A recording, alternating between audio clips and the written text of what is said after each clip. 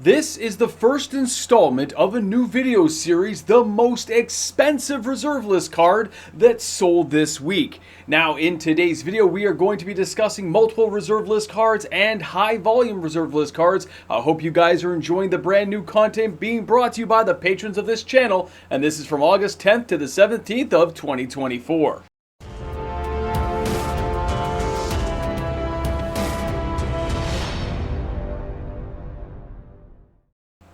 So how many reserve list cards do you think sell? Because we're about to find out for these high-end cards. I'm MTG Moxman, and thanks again for tuning into my channel. Now, if you want to support this channel, all you got to do is use things like my TCG Player affiliate link, subscribe to the channel, turn on notification bells, of course, Patreon, or of course you can also find me on YouTube membership. But now let's start at number 10.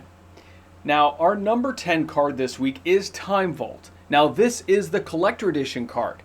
The average is $335.75 per copy. 11 copies sold this week, which is $3,693.25. But what if I told you that, of course, is for near mint cards? And some people are buying these for as low as $170 to $205. Now, a lot of people will say collector edition are not real cards. This is a 2 casting cost artifact. It says tap to take an extra turn. People use this with Voltaic Key, and you can say the collector edition is not real. You can say it's, of course, just a proxy card, basically. But for a lot of players, these are considered real. They are allowed to be used in the old school format, and players find this as a budget way to get into old Magic cards. Always remember that. Now, for our next card, coming in at number 9, this is the Chaos Orb.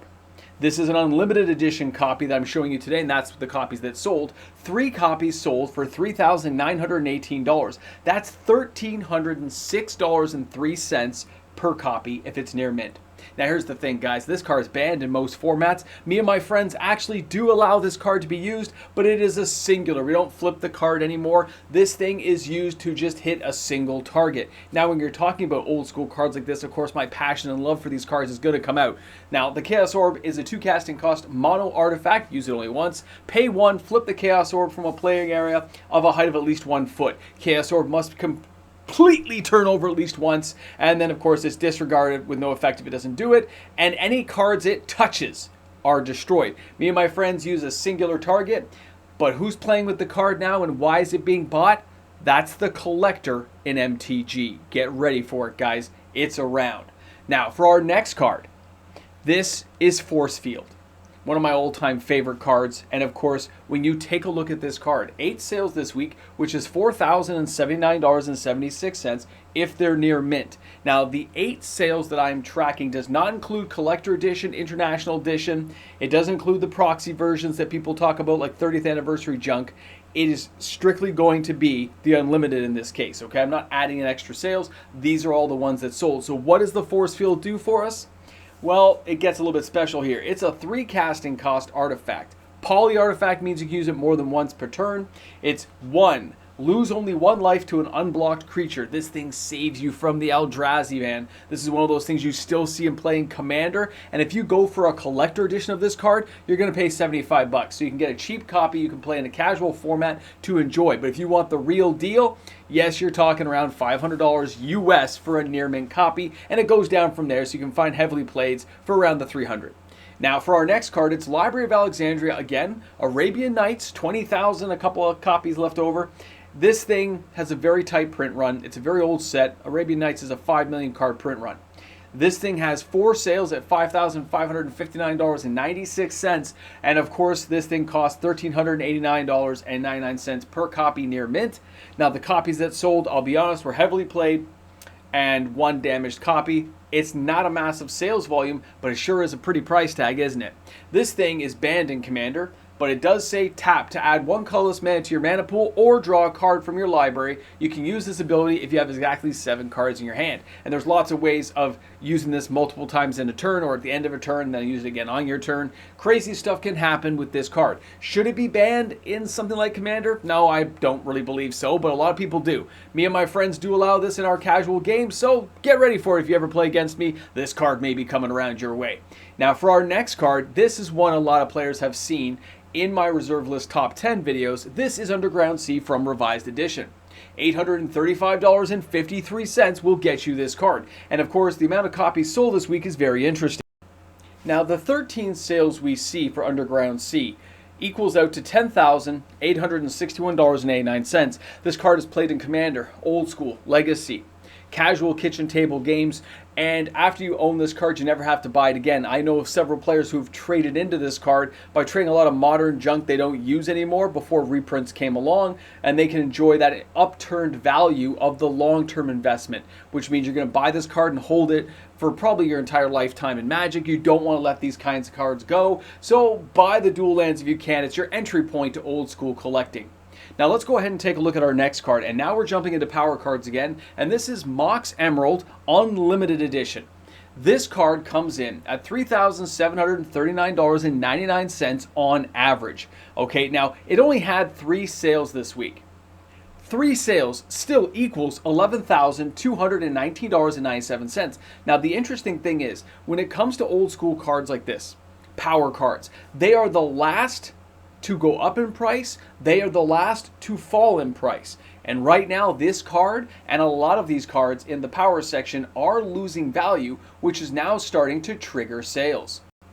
As the 0 casting cost artifact, this card reads, add 1 green mana to your mana pool. Tapping this artifact can be played as an interrupt. Well, we call it a mana source now, but it's really fast, okay? And it's a mono artifact. You're going to tap it once per turn, unless you can find a way of untapping it. Let's face it, it's a Mox. It's amazing. Love it. Look at my channel name. You get where I'm going.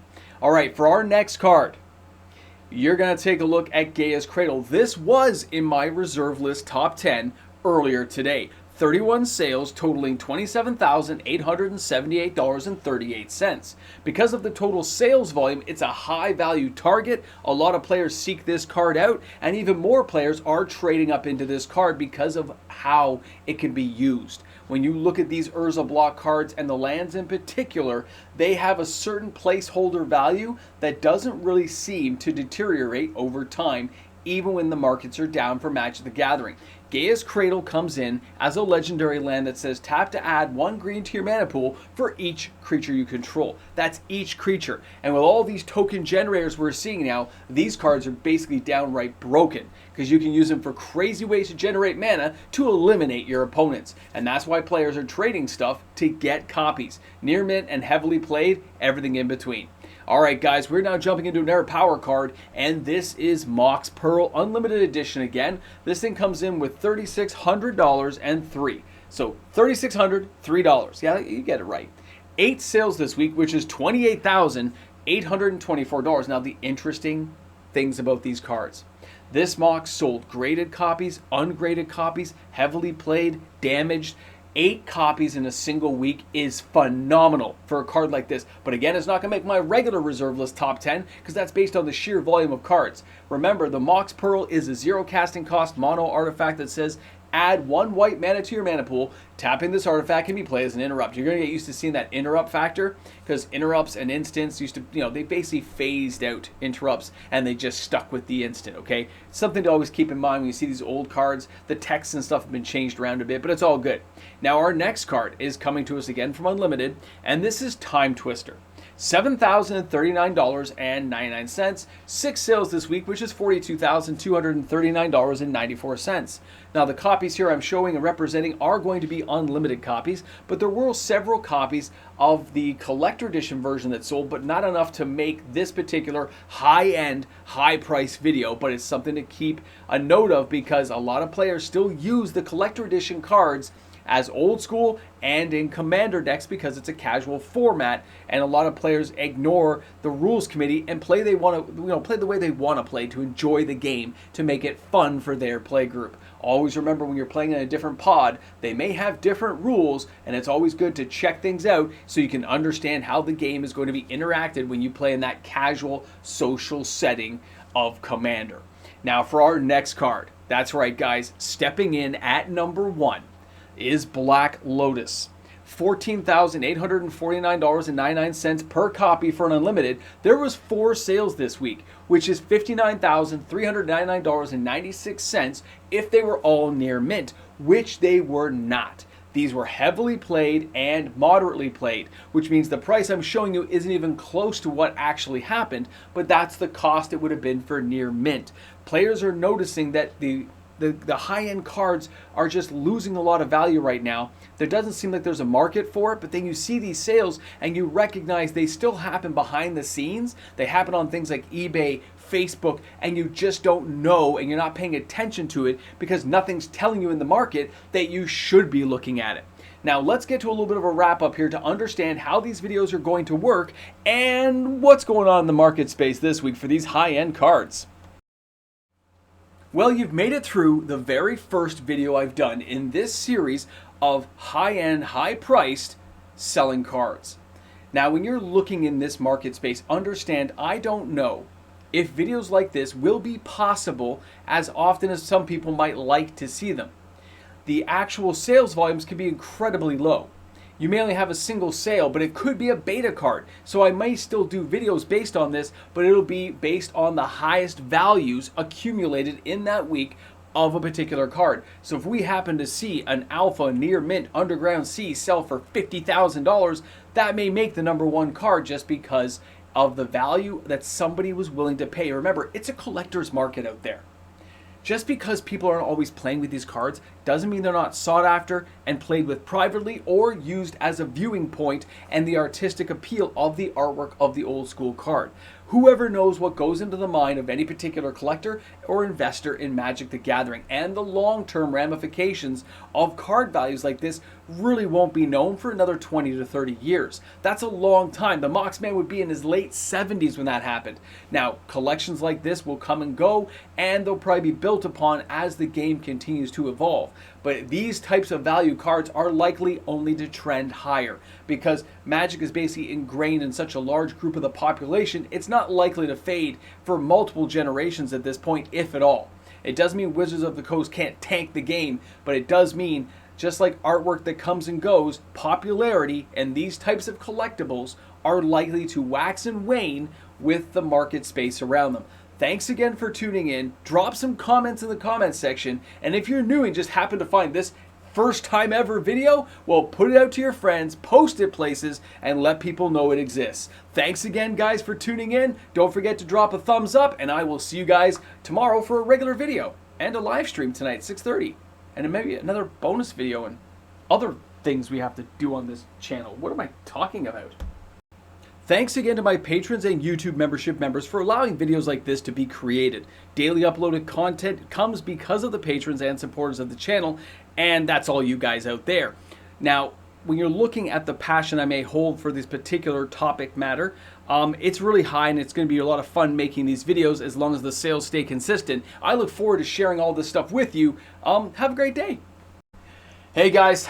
Welcome back to the Ramble Jamble. I hope you guys have enjoyed the inaugural of this type of high-end price gathering information video on these top-end cards. I hope you guys had a blast as much as I did. It was epic. Can't wait to share more of these videos with you guys. I'm not sure if they'll be every week or whenever sales can get enough together to warrant it. I also might have to make it over a longer period of time, depending. This happened to be a good week, but other weeks may not be that way. So we have to see how it's all going to pan out. But it was a lot of fun. So, Ramble and the Jamble, and I'll see you guys soon. Well, live stream, video tomorrow, rest of my life, yeah.